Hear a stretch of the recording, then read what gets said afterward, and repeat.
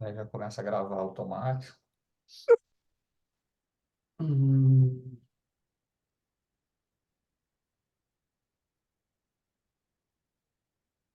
Aí, quando tiver ok, você me avisa pra gente começar, tá, Fred? tá bom.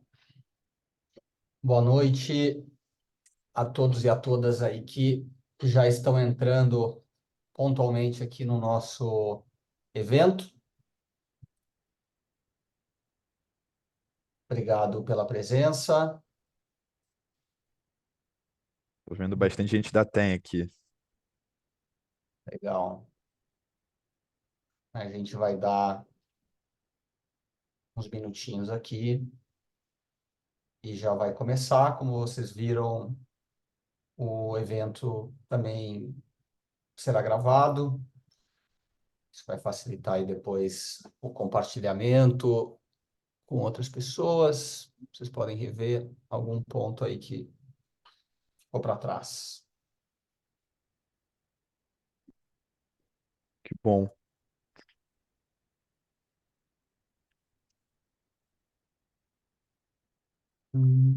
Tarará. Eu vou, em geral, 2 minutinhos, assim, porque justamente por ser gravado, as pessoas vão entrando e conseguem pegar aí o início mais introdutório, e a gente aquecer as turbinas. Pessoal me pedindo o link aqui no privado. Você tem uma demanda semelhante, o Vini está centralizando isso para nós. Então,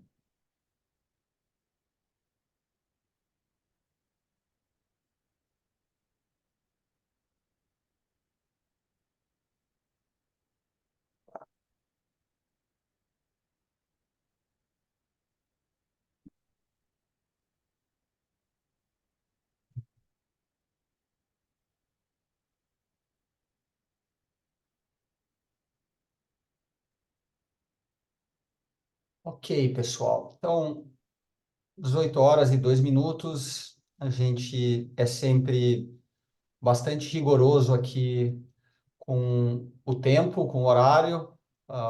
Então, nós teremos aqui 1 hora de conversa. A gente sempre faz um formato aqui nos nossos Basement Talks, de tentar ser realmente o mais conversacional possível. Então, não esperem necessariamente o fim aqui de qualquer apresentação para trazerem perguntas, observações. A gente tem aí na parte inferior da tela esses diálogozinhos aqui, né, o Q&A, onde vocês podem ir adiantando as suas perguntas. A gente vai ou incluindo ao vivo nas nossas respostas, ou mesmo escrevendo em alguns casos aqui, para facilitar a agilidade do bate-papo. Tá? Mas super bem-vindas as contribuições de todos vocês. Eu estou muito contente hoje de receber aqui o meu colega empreendedor e meu amigo, já vou dizer, o Rafa Van Stock, fundador da TEM Meetings. A gente se conheceu aí há um pouco mais de um ano e eu fiquei, desde o início, muito impressionado com a trajetória dele como fundador, de como o Rafa construiu o negócio lá no meio de pandemia, e num modelo que nós aqui sempre seguimos muito no Basement também, um modelo muito bootstrapping, como a gente fala aqui no mercado de startups, assim, fazendo muito as coisas com pouco dinheiro, tentando encontrar uma dor, vender o produto, gerar caixa desde o início. Isso ele teve muito mais sucesso que nós, encontrar rápido uma oportunidade boa de mercado, desenvolver uma solução aí que hoje é uma das maiores referências. Eu só escuto boas referências dos advogados e pessoas do meio. Então, antes de passar a palavra para o Rafa, só uma breve introdução aqui para quem ainda não participou dos nossos eventos online, dos nossos Basement Talks. Eu sou Fred Rizzo, cofundador do Basement, e o Basement é uma plataforma especializada no controle de equity, né, de participações acionárias, de gestão societária. A gente tem como missão criar um mundo com mais donos e donas, entendendo que quanto mais as pessoas não apenas trabalhem alugando seu tempo em troca de um salário, mas trabalhem com direito ao equity, tendo participação nos negócios, a gente vai ter uma importante contribuição para melhor distribuição de riquezas e, consequentemente, reduções de desigualdades que nós vemos hoje na sociedade. A gente faz isso no Basement através de três principais frentes: uma frente de escrituração dessas ações, sejam de companhias fechadas e agora até de companhias abertas. A segunda, de incentivos de longo prazo. A gente vai falar um pouquinho aqui na interface com os formulários de referência, como nós ajudamos nossos clientes a preencherem esses formulários a partir dos relatórios aqui do Basement, e que a gente chama aqui a vertente do acesso ao equity, né? Então, é o controle, a escrituração do equity, o acesso ao equity, e a terceira vertente é da governança societária, todas as rotinas envolvendo atas de conselho, livros de ação, livros de transferência, mandatos de diretoria e toda a documentação aí pertinente à gestão societária. Então, com essa breve introdução aqui do que nós fazemos, eu queria convidar a Rafa para você se apresentar também, contar um pouquinho, da tua história aí como empreendedor, como surgiu a TEM, para a gente aí, então, entrar no nosso tópico de hoje, que é o formulário de referência. Então, perfeito, Fred. Obrigado aí mais uma vez pelo convite. Agradecer também o Atix, né, que fez essa conexão no primeiro momento. Então, o pessoal do Mato Filho aí pelo Atix, a Mary, que é o programa de inovação do Mato Filho, que tanto a TEM como a Basement faz parte. Mas contando um pouco sobre a história da TEM, acho que talvez muitos aqui ainda não saibam, mas antes de entrar na TEM, eu trabalhava com tecnologia já, numa startup. Inclusive, essa empresa de tecnologia, essa startup, o negócio dela, não sei se você já conheceu, Fred, mas era bem peculiar. A gente adicionava uma lojinha de conveniência dentro de carros de aplicativo. Então, durante essa corrida, você poderia comprar um snack, alguma coisa do tipo. E eu era o gerente de operações do Rio. E como é que era a nossa aquisição comercial? A gente pedia uma corrida do Uber de 5 minutos no quarteirão. E desse tempo, a gente tinha que convencer o motorista a deixar uma caixinha. Então, assim, é bootstrap na veia. E aí, a empresa estava indo bem, só que o negócio tinha alguns desafios. A gente chegou a ter uma equipe grande lá no Rio, que era a área que eu tocava. No dia do meu aniversário, foi especificamente do aniversário, por isso que eu lembro disso, eu recebi uma ligação do fundador da Carro, que é uma empresa americana, junto com o diretor do Brasil, que era o Pedro, falando que a empresa não tinha conseguido levantar o capital na última rodada, é, e, e a empresa ia fechar a operação do Brasil. Inclusive, eu tinha stock option na Cargo, né? Todo mundo tinha, até legal falar isso. E aí eu fui demitido naquele call e tive que demitir minha equipe inteira. Então foi um dia bem complicado. Até uma coisa bacana que muitas pessoas que eram daquela equipe lá a cargo, hoje estão comigo na TEM. Eu trouxe elas para junto. Mas aí, nesse meio tempo, meu pai tinha uma empresa de TI, de tecnologia de sistemas, chamada TEM Sistemas e Redes. E essa empresa, ela era muito focada em tecnologia e infraestrutura de rede, que era aqueles data centers que a gente via antigamente nas empresas, e era muito focada no Rio de Janeiro. O que começou a acontecer nessa mesma época? Muitas empresas começaram a ir para a nuvem e as empresas começaram a sair do Rio de Janeiro. Então, Coca-Cola, L'Oréal, Redditor, várias empresas que eram clientes deles começaram a sair do Rio de Janeiro e eles foram perdendo cliente. Então, a empresa do meu pai está passando muita dificuldade. Eu estava desempregado, né? Eu falei, ó, pai, eu vendi em 5 minutos uma caixinha para o Uber. Eu acho que eu consigo ajudar o teu time comercial aí. A gente ingressou na empresa, eu trouxe o Luan, que é o funcionário número um, o Luan era estagiário, e a gente começou a tentar pensar em maneiras de prospectar, gerar negócio. Só que nesse momento que eu entrei na empresa, passou um mês, a gente viu que o negócio estava difícil, começou a pandemia. Então, era tudo uma empresa já tradicional, com aquela cultura de ir presencialmente. Teve que todo mundo ir para casa, pessoas mais velhas que não tinham aquele costume de ter um home office em casa.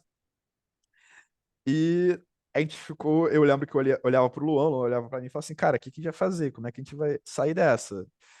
E aí acontece aquelas coisas que a gente não explica se é destino, se é coincidência ou se é necessidade. Que nessa mesma época, o meu tio, ele era diretor da CVM.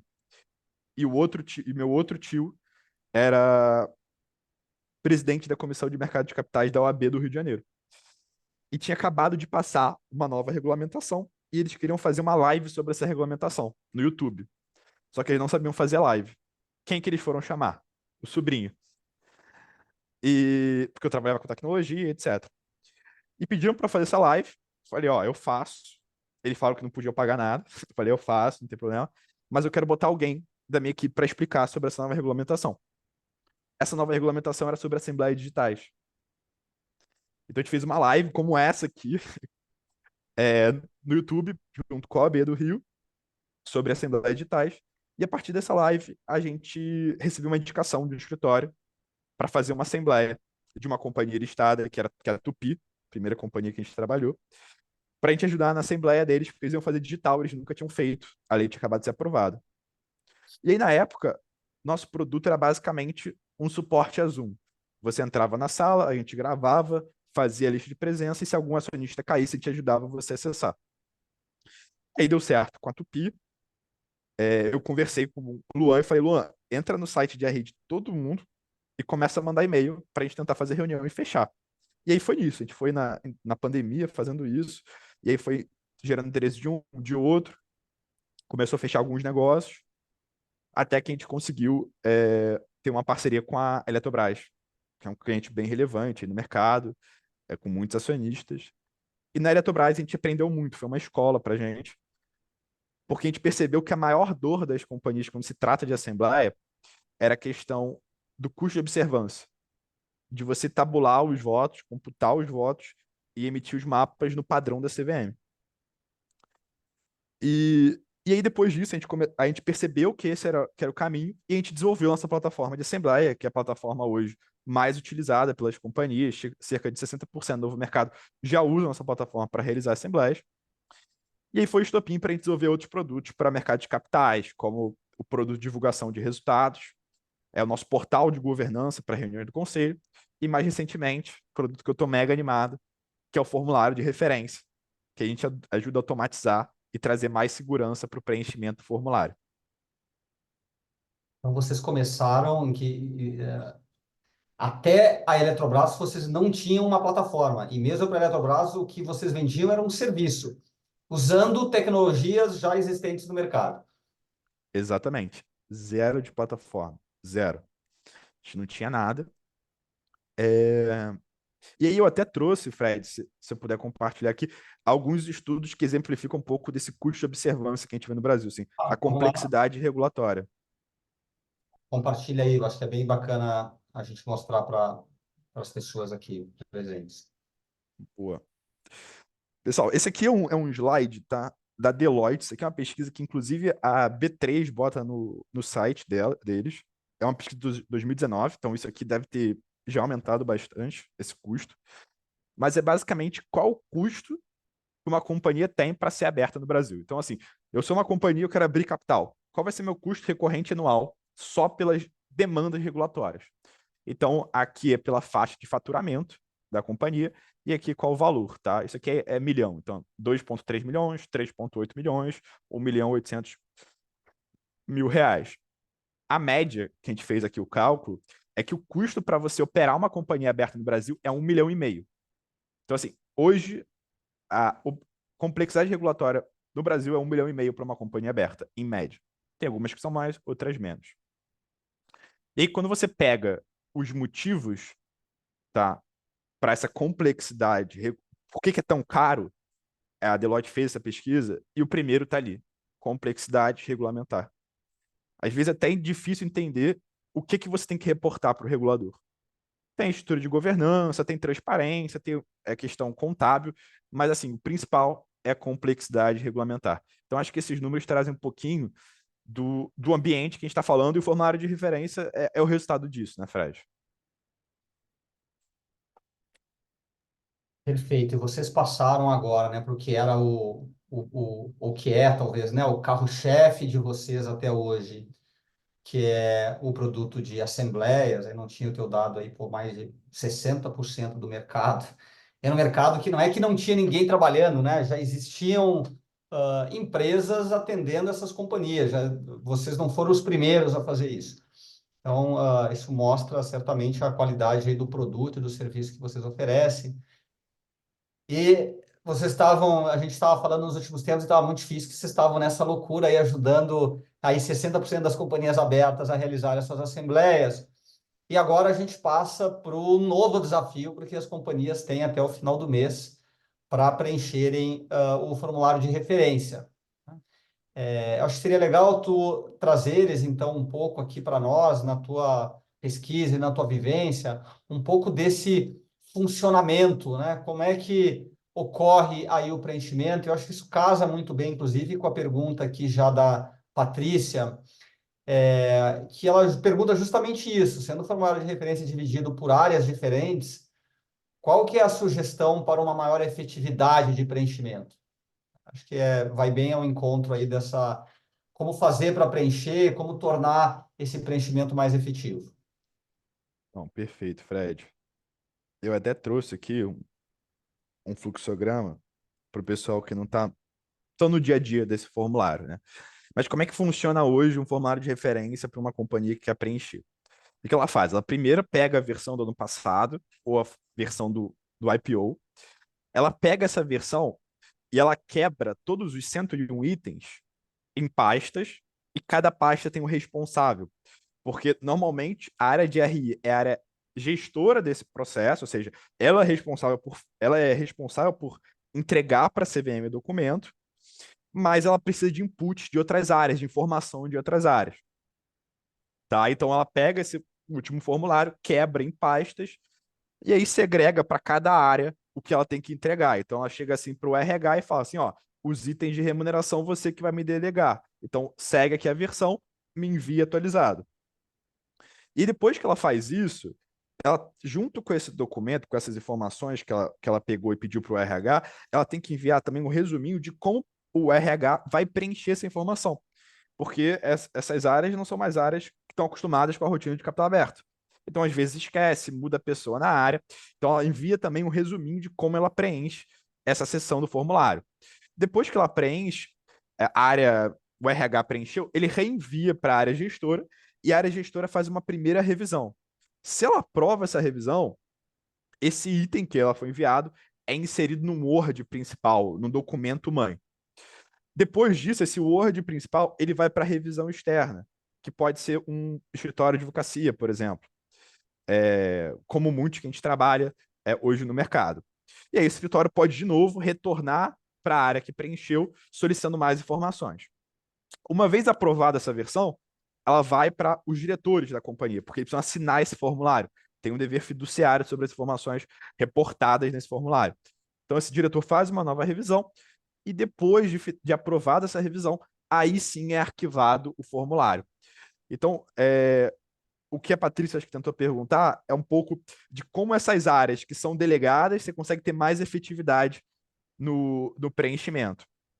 E eu acho que assim, eu estava até conversando com uma cliente nossa ontem, e ela disse que o principal é planejamento, iniciar com antecedência esse processo, ter as pessoas das áreas mapeadas, quem é o responsável, sabe, cachorro com dois donos morre de fome, então ter uma pessoa em cada área responsável por essa entrega e ter prazos bem definidos e um controle qualificado desses prazos.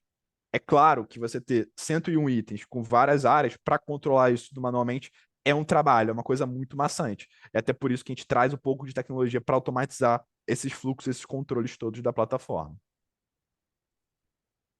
Espero que ao longo do papo de hoje, Patrícia e demais participantes aqui, a gente consiga mostrar como esse processo pode ser muito mais eficiente e efetivo aqui com o uso da tecnologia. Acho que essa é uma das grandes respostas que a gente quer endereçar aqui ao longo da noite. É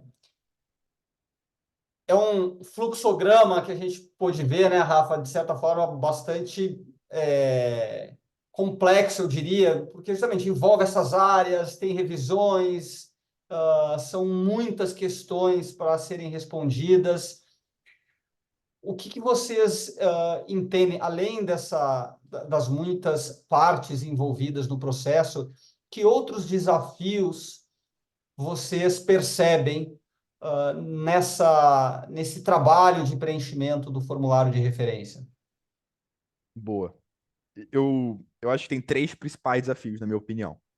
São quatro, mas operacionais são três e um é mais técnico. Qual o primeiro? A área gestora do documento, ela precisa ser babá.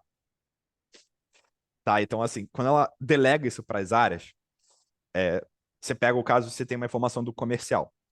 O comercial, a incentivo dele é fechar a venda, é bater a meta. O incentivo dele não é, às vezes, ter um reporte. E é claro que você pode trabalhar isso na cultura da empresa, de cultura de companhia aberta, só que a maioria das empresas não tem essa cultura ainda enraizada. E eu até entendo isso. Então, um desafio é você engajar essas áreas a preencher os itens no prazo correto. Então, aí, a companhia ela vai precisar usar e-mail para cobrar, usar Teams, ir lá naquela sala do cafezinho, falar: opa, você viu o e-mail que eu te mandei e tal.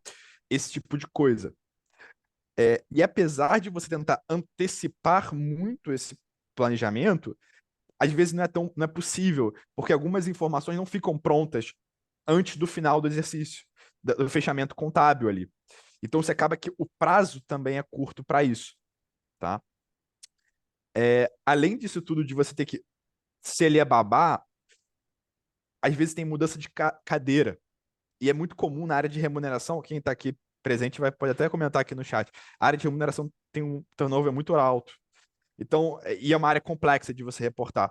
E aí, essas mudanças de carteira, quando muda a pessoa ali na empresa, você perde um pouco do histórico. Também acaba sendo um pouco uma das dificuldades. O segundo desafio, que eu diria, é a centralização de processos. Então, como você quebrou esse documento em várias pequenas partes e você enviou para vários stakeholders, vai ter um que vai te responder por e-mail, vai ter outro que vai te mandar por Teams, vai ter outra que só vai te responder sem comentários, e você tem que ficar com uma colcha de retalhos para consolidar tudo isso. E aí existe um risco muito grande de deixar uma coisa passar, porque, poxa, a gente é humano. E tem muita área de RI, área de contabilidade, enfim, que é equipe, que é uma pessoa só. E aí o terceiro ponto que eu trago aqui, que seria o tripé, é a questão da agenda regulatória. Então, o formulário de referência acaba caindo numa data muito ingrata para as companhias. Porque vamos pegar aqui fazer esse. Vamos pegar aqui esse exemplo.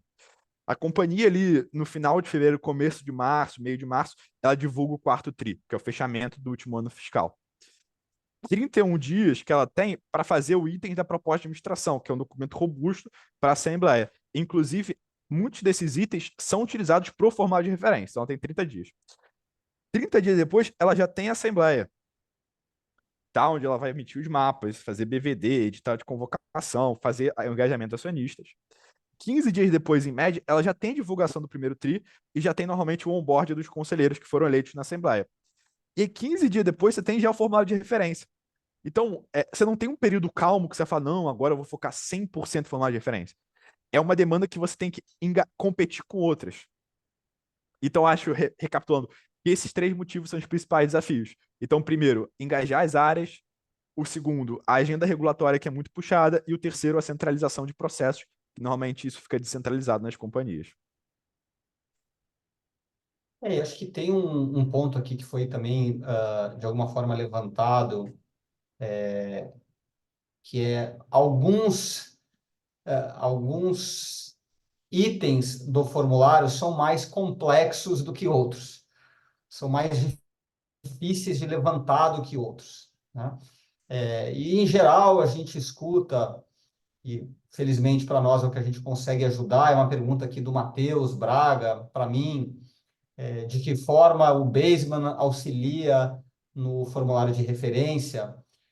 É justamente lá no capítulo 8, se eu não estou enganado, Seção né, 8. mais por dentro, na seção 8, que tem toda a necessidade de reporte dos incentivos de longo prazo para executivos, para níveis de gerência, conseguir tabular todas as informações, o que foi entregue para cada tipo de cargo, e uma série de informações, então, pertinentes aos incentivos de longo prazo.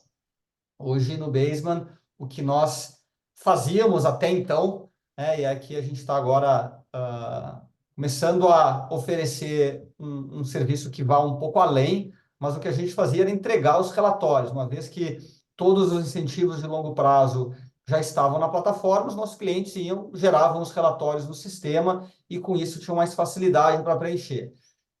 A partir de agora, a gente começa a oferecer também a possibilidade de ajudar alguns clientes, e eu acho que vai muito ao encontro do que o Rafa falou, né? Uma agenda regulatória muito complexa. Como é que a gente pode ser um usuário no site da Ten Meetings aí também e conseguir preencher o formulário para esses clientes e, com isso, acelerar um pouco o processo, tá? Então, acho que a gente está e lançamos hoje um primeiro material aqui, selecionamos alguns clientes, quem tiver interesse, tiver clientes aqui ou pessoas querendo conhecer um pouco mais disso, a gente vai adorar falar, mas é uma coisa que também a gente se inspirou, eu não sei se eu te falei, Rafa, muito em vocês, porque conversando com parceiros nossos, né, a turma lá do Atix e tal, e outros advogados, eles sempre exaltam muito o serviço de vocês, por vocês não terem medo de fazer o serviço. É muito comum no nosso mundo de startups, a startup querer, não,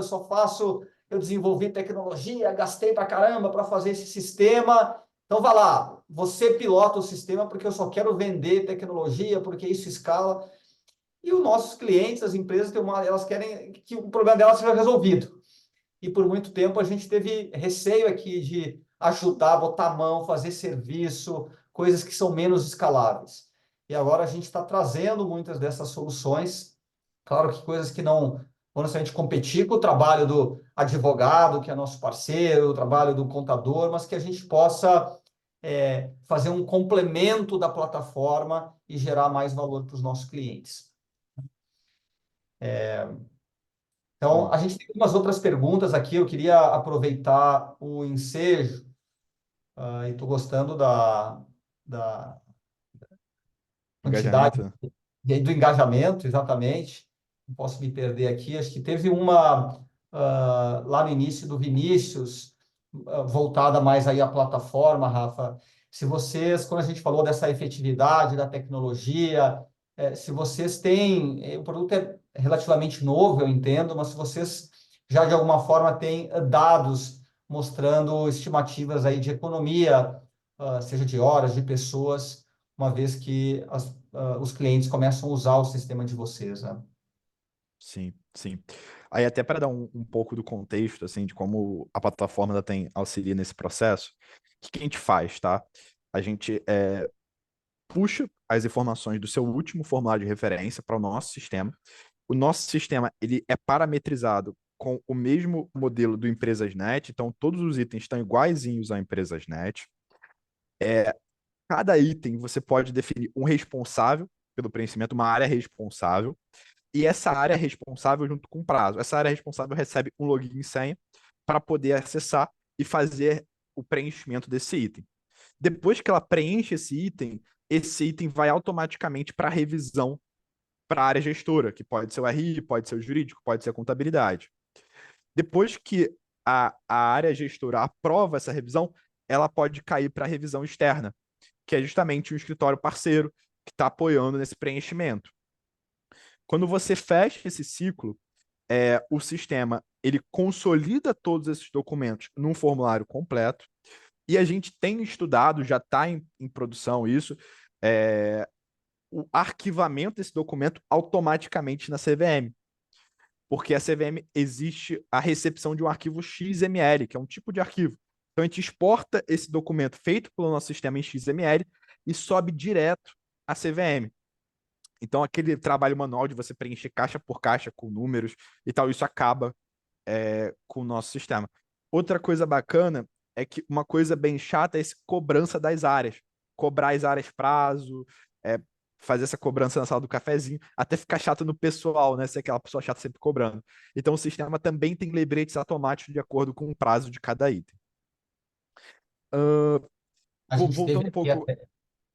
pode Não, falar, eu Fred. ia só dizer aqui que eu acho que tu trouxe algumas das funcionalidades aí da solução, e a gente teve uma participante aqui que está trazendo alguns pontos também bem relevantes na visão delas. Talvez tu queira comentar se são mapeados, se vocês entregam, mas ela fala aqui sobre toda a questão de documentação suporte para as Uhum. questões, principalmente do ponto de vista de compliance e governança, tá?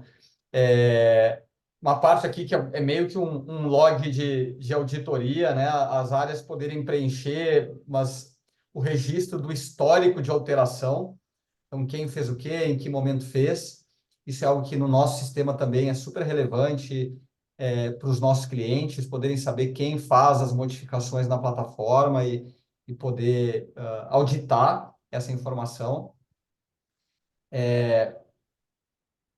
E aí, um último aqui, as informações terem a mesma formatação ajuda a tornar a documentação mais limpa e organizada. Acho que isso aí o teu formulário deve gerar depois tudo naturalmente num formato padronizado, tá? Mas no entendimento de vocês, são questões que realmente aparecem, vocês possuem isso no sistema. O que acontece, tá, Fred? Existe um mito que o formulário de referência ninguém lê. Vou começar soltando essa bomba. Ninguém lê formulário de referência. Deve ter um monte de gente aqui na plateia falando assim, Ih, no meu formulário ninguém lê. Só que o que algumas companhias podem não estar percebendo ou não chegaram nesse ponto ainda é quando um banco vai te dar crédito, quando você vai emitir uma dívida ao mercado, a primeira coisa que eles olham para analisar a sua companhia é o formulário de referência. Então, assim, claro, tem os investidores que vão analisar, mas quando você pensa em outros aspectos, como uma emissão de dívida, uma debêntures, eles vão analisar o formulário de referência. E o banco que estiver coordenando a sua oferta, ele vai pedir documento de suporte, é, como foi essa pergunta dessa pessoa. Ó, de onde você tirou essa informação aqui que você está me reportando XYZ? Então ele vai pedir essa memória de cálculo, né? Isso é o que o pessoal do escritório chama muito de backup, né? Ah, cadê o backup dessa informação?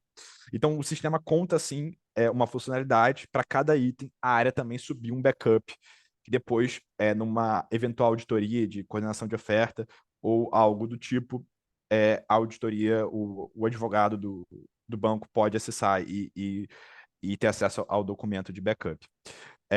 Em relação ao log, sim, a plataforma possui log, então, se você quiser saber daqui a 2 anos quem alterou a informação do item 5.1, você vai ter isso salvo no sistema para poder consultar todas as alterações do formulário. É, pô, tem várias perguntas aqui sobre o sistema. Eu vou continuar, então, mandando para ti. O Marco acaba de perguntar aqui se o sistema disponibiliza um resumo de informações para apresentação. Boa, boa. O sistema conta com uma parte de dashboard, tá? Que você consegue ter uma visão macro do seu formulário e saber o percentual dele que já foi concluído. Cada item tem um status, que é em edição, revisão interna, revisão externa, concluído e arquivado. Então você tem um dashboard onde você consegue ver por item quantos estão em cada status e ver qual o percentual de concluído na plataforma. Vou ser bem sincero, essa é uma parte que a gente está aprimorando, a gente quer trazer mais gráfico, mais insight, mas hoje esse básico a gente já tem no sistema. Legal. Tem duas perguntas aqui sobre que envolvem risco, e aí eu vou já já pular para esse tópico, mas eu queria juntar aqui aquela pergunta original do Vinícius Fernandes sobre eh, dados de tempo economizado com o uso da plataforma, e uma parte da pergunta do Vitor, onde ele pede se tu consegue descrever um pouquinho com mais detalhes de que forma que vocês ajudam nessa automação e escalabilidade do trabalho operacional. Eu acho que de alguma forma elas estão conectadas, né? À medida que você vai conseguir dar mais escalabilidade no operacional e automação do operacional, você vai economizar o tempo das pessoas, e aí se você tem algum caso de sucesso, algum número para compartilhar, e o que vocês têm conseguido alcançar de eficiência nesse sentido. Sim. A gente tem uma missão aqui na empresa, é, que é reduzir o percentual gasto das áreas de mercado de capitais com trabalhos manuais. Então, hoje, a gente entende que um RI, principalmente, gasta 70% do tempo com obrigações regulatórias. Tá? Isso é um benchmark interno nosso, não é uma pesquisa de mercado, benchmark interno. 70%. E somente 30% falando com investidores. E se fosse o contrário? E se fosse 70% falando com investidores e 30% com obrigações regulatórias? Então, esse é o nosso objetivo. E como é que a plataforma tenta trazer isso? Tá? Quando você dá autonomia e clareza para as áreas preencherem, você deixa de ser, você deixa de ficar como pombo correio. Então, hoje, você não tem uma plataforma, você vai ter que ficar guardando esses words e ficar consolidando eles. Então, você é o middleman que faz isso. E você tem que ficar cobrando as áreas disso toda hora, e você tem que lembrar isso, fazer acompanhamento via planilha, etc. Isso é tempo que você gasta. Isso é tempo. E além de tempo, você tem um gasto emocional muito grande, pelo que me falam, de ter um medo de você deixar passar alguma coisa. Então, quando você bota isso numa plataforma, que tudo isso é automático, que você consegue bater o olho, ver o que está pendente, o que não está, quem já acessou, quem não já acessou, você ganha essa tranquilidade e você consegue recuperar esse tempo perdido, que antes era tarefas manuais. Então, assim, de bate-pronto, eu acho que é tirar o eu keep do processo e automatizar esse processo de upload na CVM também. Tá? Perfeito. Então, é um, é um processo obrigatório, é um processo que investidores ou financiadores, na hora que precisarem, eles vão, diferente do consento, eles vão acessar o seu formulário. Vamos, talvez, que é a pergunta da Júlia, e o Vitor também toca nela, vamos passar para esse aspecto aqui. A gente falou de desafios, falou um pouco do fluxo. Seria legal a gente tratar um pouquinho dos principais riscos, né? Assim, por que é importante essa organização, por que é relevante eventualmente trazer um sistema para fazer controle, que tipo de risco as áreas enfrentam no preenchimento do formulário de referência. Boa. Eu acho que o primeiro risco que eu citaria é inconsistência de informações. Porque a companhia, ela tem um formulário de referência, mas ela tem vários documentos regulatórios. Ela tem os DFPs, ITRs, os releases de resultado, tem a proposta de administração, se for uma empresa com ADR, tem o 20F, e todos esses documentos precisam se conversar. Então, se você reportou o lucro líquido X num documento, você tem que reportar no outro. Eu duvido alguém levantar a mão aqui e falar assim, eu tenho certeza que todos os meus documentos estão se conversando. Eu duvido. Tá? E eu acho que essa maturidade ainda não chegou no mercado brasileiro, mas eu entendo que é um processo de longo prazo. Mas eu acho que o principal risco é o investidor questionar a companhia que num documento tem uma informação e no outro e outro documento tem outra. E aí, o que isso pode gerar? Você pode gerar uma perda de credibilidade da companhia perante o mercado. Então, acho que esse é o primeiro e principal risco. O segundo risco de você não ter algo digitalizado, um processo bem definido, é que você fica muito dependente de pessoas. Então, quantas vezes já não vi, nessa época agora de abril, o, o analista de RI, o coordenador de RI, que é responsável por esse processo operacional, falar, ter uma proposta, sair da empresa, e a empresa ficar sem ninguém para fazer esse processo. E como era muito focado numa pessoa, ela fica perdida. E aí, nesse caso, ela tem que terceirizar esse trabalho, às vezes, acaba atrasando, acaba tendo um custo muito grande para terceirizar isso, e aquele conhecimento não fica dentro da companhia, ele sai. Então, esse eu acho que seria o segundo risco. E o terceiro risco é você gerar muito retrabalho, muita sobrecarga de trabalho para a tua equipe, o pessoal ficar com burnout mesmo. Você tem aquela agenda regulatória super pegada, e aí você vai ter que acompanhar vários processos ao mesmo tempo, fazer esse acompanhamento, e aí isso não vai fazer bem para a sua equipe. E aí, o último ponto, que eu já citei antes, mas reforçando, se você não tiver um formulário bem construído, bem desenvolvido, isso pode até impactar numa emissão de debêntures, que o banco vai questionar algum ponto, você não vai ter essa informação, retardar o processo até você ter isso, ao invés de você já ter isso planejado, já ter isso digitalizado numa plataforma. Então, acho que seria esses os principais pontos. Tu tem uma cliente aqui que está elogiando também o teu sistema, dizendo que está muito satisfeita e ela traz uma vantagem que ela vê do sistema, que é a reapresentação de dados após uma primeira versão, né? Então, Sim. O formato de referência tem uma característica que, apesar dele ter um sprint muito grande agora em maio, e abril, etc., em março, ele é um documento contínuo. Porque existem alguns gatilhos durante o ano que você tem que reapresentar. Você tem um prazo de 7 dias para representar ele. Então, a companhia tem que ficar sempre ligada para entender, pô, essa mudança aqui no meu conselho, essa transação que eu fiz, é uma transação obrigatoriamente tem que representar meu formato de referência? Porque o regulador está de olho nisso. Então, a nossa plataforma também é construída para ser uma acompanhar você nessas representações. É você conseguir criar novas versões a cada vez que você representa na CVM. Rafa, pegar um gancho da tua resposta aqui, ver se eu entendi bem, talvez seja uma dúvida de outras pessoas. Você fala muito dessa consistência, dos dados em apresentação. E aí, acho que tu trouxe esse exemplo do balanço, né, dos demonstrativos financeiros, da companhia. Ela apresenta isso a GO dela, então na Assembleia ela teve que mostrar esses resultados, ela vai colocar esses números de alguma forma também, eu entendo, no formulário de referência, em apresentações de resultado.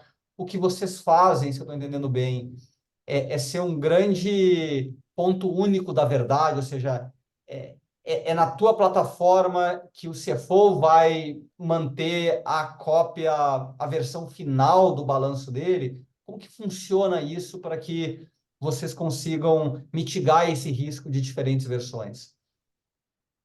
Ótimo ponto, Fred. O objetivo da TEM é criar toda essa agenda regulatória digitalizada. Então, eu quero ter todos os documentos do meu portal. Tem um portal regulatório, não um portal para formulário de referência. O primeiro documento que a gente lançou é o formulário de referência, que é o mais estressante, mais desafiador para as companhias. Só que o nosso objetivo é lançando toda a agenda regulatória. Agora, não sei se o Matheus Braga aqui da minha equipe está junto, mas ele já está tentando trazer o informe de governança, que é outro documento regulatório. E quando a gente começar a ter esse arcabouço de documentos regulatórios, a ideia é as informações virarem variáveis, que uma vez você inserida em um documento, isso já é atualizado nos outros. Isso é um próximo passo, não está pronto ainda, mas é o nosso, onde eu quero chegar, é onde é a nossa visão.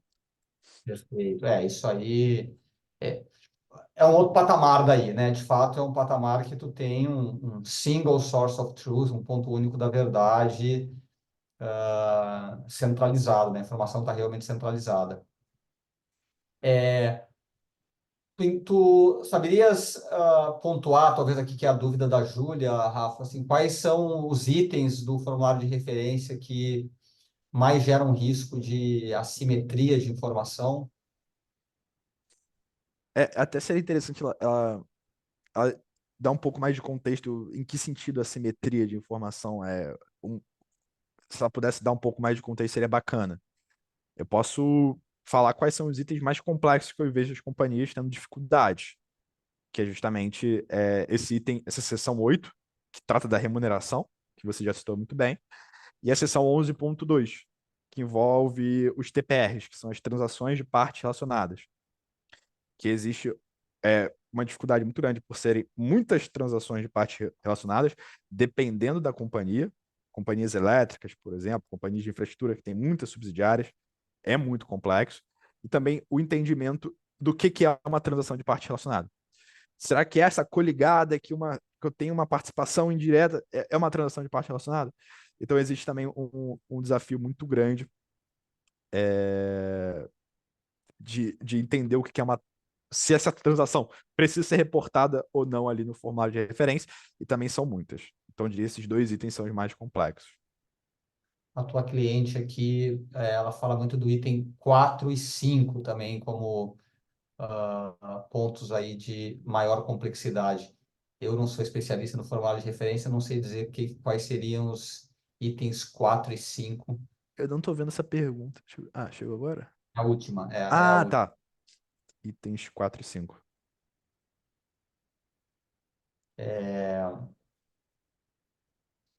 E o Marco Antônio fala aqui também de que a importância do planejamento, né, do cronograma, que foi algo que a gente citou há pouco tempo. Assim, esse item 4 e 5, qual é o ponto? Cada companhia tem um desafio. Tem companhia que vai ter, por exemplo, o item 4 fala de fatores de risco. Então, para algumas companhias isso pode ser mais simples de reportar, para outras companhias pode ser mais complexo, pode ter muitos fatores de risco. Até quanto mais madura também, às vezes é mais simples ou mais fácil. Então, eu acho que tem alguns itens que são mais específicos por companhia, né? Algumas companhias têm mais dificuldade em um item ou outro. Mas o que eu vejo, assim, de geral, é o 8 e o 11 mesmo, são os que a gente mais vê dificuldade. Perfeito. Tem uma pergunta que eu imagino que seja aqui mais para mim, que é se a gente enxerga uma concorrência voltada a esse suporte de formulários de referência. E aí, assim, acho que outras plataformas voltadas a incentivos de longo prazo também realizam ou têm uma tendência a realizar esse tipo de serviço, porque nós já temos essa visão privilegiada e ajudamos a fazer o controle de todos os programas de incentivos de longo prazo.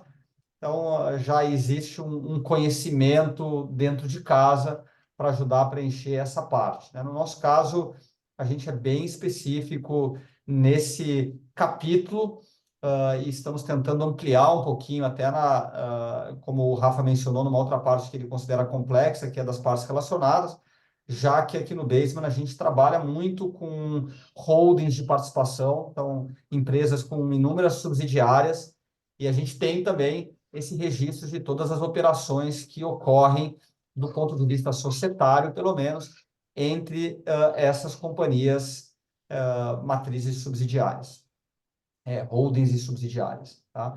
Então, aqui a nossa visão, a concorrência é super positiva, ajuda a vender, porque ajuda a gente a se comparar com os concorrentes, e aqui a gente não é o primeiro a fazer isso, então o que a gente quer aqui é usar os nossos diferenciais, usar a nossa agilidade, usar muito do diferencial do próprio sistema para conseguir prestar um serviço adequado aqui, um serviço de primeira linha para os nossos clientes.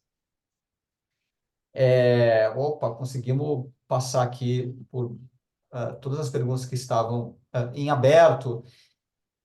Então, eu vou seguir aqui um pouco com a nossa, acho que, caminho para tentar responder aquela pergunta inicial da participante, né? Como a gente consegue, com a tecnologia, como a TEM, e principalmente o uso da tecnologia, pode ajudar as empresas que estão nesse desafio de preencherem formulários de referência a serem mais eficientes. Então, acho que a pergunta é, pouco vocês estão estudando, entendem, você já citou alguns aspectos aqui de uso de tecnologia que vocês estão mirando, né, que eu entendo aqui como tendências das plataformas voltadas a esse problema. talvez tu puder comentar, Rafa, um pouco dessas tendências de gestão de eventos regulatórios, né? Talvez até ampliando um pouquinho aqui do formulário de referência, mas de que forma a tecnologia pode, de fato, auxiliar para a realização desse tipo de trabalho aqui das companhias abertas. Sim. É, eu acho que assim, se separar em três pilares, o primeiro pilar seria controle. Eu vejo muito, mesmo companhias tentando digitalizar algum tipo de controle usando Excel, algum tipo de coisa assim, existe um trabalho de você parar e inserir isso no Excel. E às vezes, numa reunião, aparece um negócio, tem que parar e inserir no Excel para fazer algum follow-up ali do formulário de referência, algum detalhe sobre a assembleia, alguma coisa do tipo, e você não para e faz. A gente não tem tempo hoje. A gente é multitarefa, a gente não tem tempo. Quando a tecnologia passa a ser inteligente e começa a prever e fazer esses lembretes para você, e você tem esse controle automatizado, aí eu acho que tem muito valor. Porque você tira essa preocupação do seu HD e aí você pode focar em outras coisas mais estratégicas.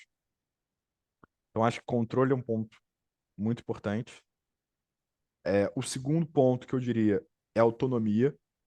Então, a gente tem que dar autonomia para as áreas poderem preencher sozinhas, sem você ficar ali como middleman, ela ter as informações de fazer esse processo sozinha. Você tem que dar autonomia para, pô, se eu tô pegado, eu quero meia-noite acessar, ter a informação. Eu posso entrar no sistema e logar, não preciso esperar o dia seguinte pedir para alguém. Eu tenho que ter essa autonomia. O terceiro ponto é segurança. A gente, né, Fred, a gente trabalha com ambiente regulatório, ambiente societário, onde qualquer erro pode ser fatal para a empresa. Pode ser tanto fatal em questão de multas, como visibilidade do mercado, como até uma, uma visão interna de você como colaborador. Então não pode errar. E quando você, às vezes, está sozinho, é uma equipe mais enxuta, você não tem um braço que vai te apoiar. Não tem aquele VAR que se a bola entrar, vai falar assim, opa, essa aqui não valeu.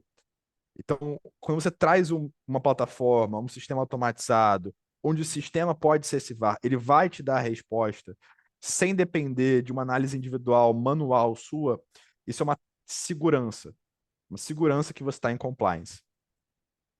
Então, acho que esse também é um fator muito importante. E por último, acho que é meio beabá, mas automatização de processos. Então, automatizar, reduzir seu tempo, deixar o sistema fazer o corno job, a gente chama o corno job, deixar o sistema fazer e você ter mais tempo para ficar com a sua família, para você ser mais estratégico no trabalho.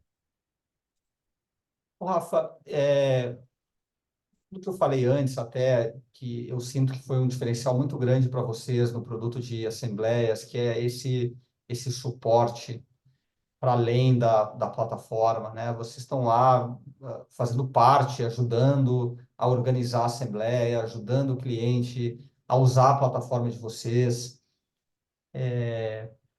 Quando vocês desenvolveram o produto aqui, essa primeira parte da agenda regulatória para o formulário de referência, entendo que vocês foram num caminho talvez um pouco diferente de aqui menos suporte, menos serviço, menos acompanhamento e mais essa autonomia, a plataforma para que os teus clientes possam fazer sozinhos, mais com a ajuda do advogado lá, etc.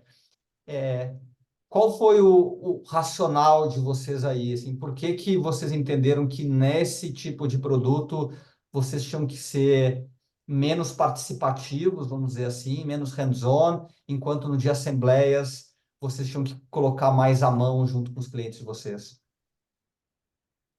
É, Essa é uma boa pergunta, tá? Eu acho que essa plataforma se adequa mais a um sistema de SaaS, de um software as a service. Então, o cara, ele vai utilizar o sistema por mais tempo. Ele começa o processo ali em janeiro para ter os primeiros itens e termina em maio. A plataforma é um tiro curto. O cara não tem tempo de treinar, especializar virar o especialista e operar a plataforma. Então ele depende mais da gente para dar um apoio. O formulário de referência não, é um tiro mais longo. Então a gente consegue, assim, a gente não tem um suporte tão próximo, mas a gente faz o onboard com todas as áreas que participam do processo. A gente tem um grupo de WhatsApp, onde o pessoal pode tirar dúvidas sempre. A gente tem suporte via e-mail, a gente abre call direto com o cliente. Mas a gente entende que é um tiro mais longo. E aí o cliente fica mais expert na plataforma, ele consegue utilizar melhor o sistema. E eu diria também que a Assembleia é uma coisa mais complexa, tem mais regras. E aí, às vezes, você fica um pouco com medo de fazer alguma alteração no sistema, porque sabe que isso tem que estar em respaldo ali com alguma regra regulatória. Perfeito. E assim, mesmo na Assembleia, eu entendo que em quase totalidade das vezes vocês estão com, tem um escritório lá dando suporte também, então vocês estão num apoio mais no manuseio da plataforma, enquanto o escritório faz o trabalho mais jurídico, de ser o secretário e etc, né? Ou vocês chegam a fazer secretaria de Assembleia também? Não, a gente divide o suporte, qualquer serviço, em três camadas: operacional, tático e estratégico. O operacional é muito ali mão na massa, inserir dado mesmo, aquele processo mais manual, que a gente não participa tanto. O tático é um suporte mais de planejamento, de auxílio, de auxiliar em dúvidas operacionais, organizar a rota, entender como vai o processo. E é nesse que a gente se especializa, que a gente quer fazer. Então a gente quer fazer o processo para você subir o BVD, você computar os votos, fazer as configurações de pauta, no formato de referência, a gente quer ter certinho o planejamento de prazos para saber que vai entregar no tempo certo. Então isso a gente vai fazer. E aí tem o estratégico. O estratégico é como? Qual a melhor estratégia para eu eleger o maior número de cadeiras do conselho? Qual é a melhor forma de eu escrever esse item no formato de referência para trazer um respaldo melhor para minha empresa frente ao mercado? E essa parte estratégica é onde a gente vê o maior valor dos escritórios. É onde a hora deles é mais bem alocada.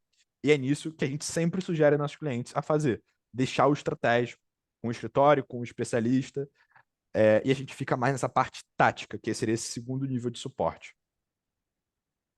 Perfeito. Fred, posso deixar só um convite aqui para o pessoal que está assistindo? Por favor, que nós estamos chegando na parte final aqui, fique à vontade. Pô, eu deixei meu LinkedIn aqui na descrição do chat, e a gente montou aqui na Time uma planilha com todos os itens do formulário de referência. E essa planilha é um pouco automatizada, então você pode botar o status de cada item, o prazo, e ela gera alguns dashboards. A gente está liberando isso gratuitamente. Quem quiser, me manda mensagem no LinkedIn que eu respondo, enviando o link dessa planilha, tá, pessoal? A gente Então, até facilitou esse trabalho aqui, vocês devem ver no Q&A, o Vini acabou, eu acho que é essa, né? O Vini perfeito, acabou de essa mesmo. colocar o Uhum, link aqui da planilha. Então, quem estiver aqui ao vivo pode já clicar nesse link e aí é basicamente o sistema, né, um pouco da lógica de como organizar, mas sem toda a tecnologia embarcada e automatizações do sistema aqui da TEM. Mas quem for assistir esse bate-papo aqui através dos canais aí, YouTube e companhia, a versão gravada, sabe que basta entrar no LinkedIn ou procurar direto aqui o Rafael Van Stock, ou o próprio link o perfil da Tem Meetings, vai achar fácil lá o Rafael, mandar uma mensagem que eles disponibilizam o link aqui para a planilha. Uma excelente iniciativa que nós aqui no Basement vamos copiar em breve, no que diz respeito aqui ao controle dos livros societários e também incentivos de longo prazo. Pessoal, perfeito. com isso, e como informado no início, a gente chega aqui no final de mais um Basement Talks. Agradecer enormemente a tua participação, Rafa, no meio dessa agenda regulatória bastante agitada que nós encontramos aqui o primeiro semestre é muito intenso. Tu acabou de sair do período de assembleia, já entra outro aqui de formulário de referência. Para mim, pessoalmente, foi uma aula poder me aprofundar mais aqui e espero que isso seja só um início de uma parceria nossas, né, os clientes aí com demandas bem complementares e que a gente possa integrar cada vez mais aí as nossas soluções. Valeu, Fred. Obrigado pelo convite. A gente também é fã do seu trabalho, da Basement, como você toca o negócio. Então, conta com a gente para mais eventos. E agradecer também a audiência aí que acompanhou aí. Beleza? Em Obrigado. multiverso, então, todo mundo bem engajado aqui. Obrigado, de fato, a todos que participaram, que mandaram suas perguntas. Torna a nossa conversa aqui muito mais divertida, muito mais produtiva. Então, com isso, nós finalizamos aqui mais um evento. Uma boa noite a todos e a todas. E obrigado mais uma vez, Rafa, aí, pela generosidade do teu tempo. Um grande Valeu, abraço. pessoal. Grande abraço.